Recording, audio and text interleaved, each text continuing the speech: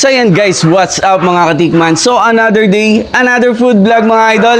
Para naman po sa mga malalapit po sa Barangay San Juan. Naghahanap pa kayo ng food trip, mga barkada kayo or pamilya kayo na pwede mag-share sa mga pansit-pansit, lomi-lomi, chami-chami. Yan, good news mga idol. Meron na pong bagong bukas dito. Since June lang po nitong taon ng 2026, ito po ang lomian ni Burea. Yan, so ito ay nagmula talaga sa Batangas recipe. Kasi meron silang kamag-anak talaga na yung recipe from Batangas ay dinala niya dito. Including po mga idol yung pupur na chicharon ng Batangas. Meron sila dito available niyan, no, di ba? So bibihira po yung nagtitinda niyan dito sa San Pablo City, di ba? Tikman na agad natin yung kanilang lomi. Ayan. So ito yung talagang best seller sa kanila kasi nga nandun sa pangalan, di ba? So itong nandito sa harap po natin, special double toppings, guys, 120.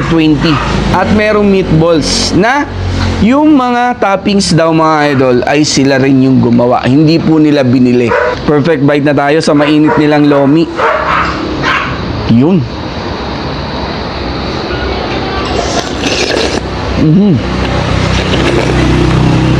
Ay, para ka nasa Batangas mga idol. Kung taga San Juan ka, maswerte ka, or malapit dito San Juan, Santa Maria Magdalena, Tiqueo, dinala nila dito yung lomian talaga. Ano? Grabing lapot. Yun ang lomi, di ba? Hindi mawawala ng chami. Yung chami po, tamis anghang. Ito naman, meron chicken na kasama, 160 lang, oh. At ito ang may mahalaga sa chami. Ito yung gusto kong trip eh. Yung hiwalay yung sabaw ng chami. Ang sarap igupin na ito. Kasi nandito lahat ng lasa niyan eh. Hindi overpower yung sabaw ha. Ina-expect ko kasi yung iba na higup ko, sobra-sobra yung lasa. Pero dito, okay na okay yun. So, syempre, sibuyas at toyo. Yes, nandun yung tamis. So, pwede kayong magpa-deliver sa kanila or message lang kayo sa kanilang Facebook page, no? So, open sila 9 a.m. to 9 p.m. except for Monday. Pahinga daw nila yon, no? And of course, hindi mo mawalan yung sisig na pwedeng pag-share nila dito. Ayan. Tikman nga natin ang sisig nila kasi dito nagkakatalo-talo minsan eh, di ba? Yun, may konting mayonnaise. And as expected, malutong. At yung pakiramdam mo na bagay dapat ito sa kanin, di ba? Punta tayo sa kanilang mga rice meal mga idol. So available din po sa kanila ang mga silog, no? So ito, nasa harapan po natin, lechon silog 110 lang mga idol. Wow. Yes, andun po yung lasa ng lechon at makapal siya mga idol ha. Hindi ka nalugi dito sa 110, no?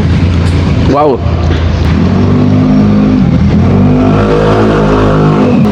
Samahan na natin ang sisig. Ang sarap. Pinagpapawisan ng sarap. So yun guys, itong pupur, tingnan natin. Sila lang din yung nagtimpla at sila lang din yung nagprito. Mainit-init pa nilalagyan, no? Wow. Wow. Wow. Kinig na kinig yan for sure. Ano itong? Sarap din to sa suka. So guys, yung pupur from Batangas yan. So ito, medyo maliit siya kumpara po doon sa Bulacan na chicharon. So tikman nyo rin to mga idol. So yun, para po sa mga malalapit sa San Juan, San Crispin, Santa Maria Magdalena, Tiqueo, or even sa Wawa, visit nyo po itong lomian ni Burea. Dito lang po sa Barangay San Juan. Pagpasok nyo ng Arco, nasa right side po siya. Madaling makita, meron po signage, maliwanag. Open sila up to 9 p.m. ng gabi, no? So, kung trip nyo, mga pansit-pansit or chami-chami, lomi-lomi, and silog, hindi nyo na kailangan lumayo, meron na po dito sa San Juan. Thank you!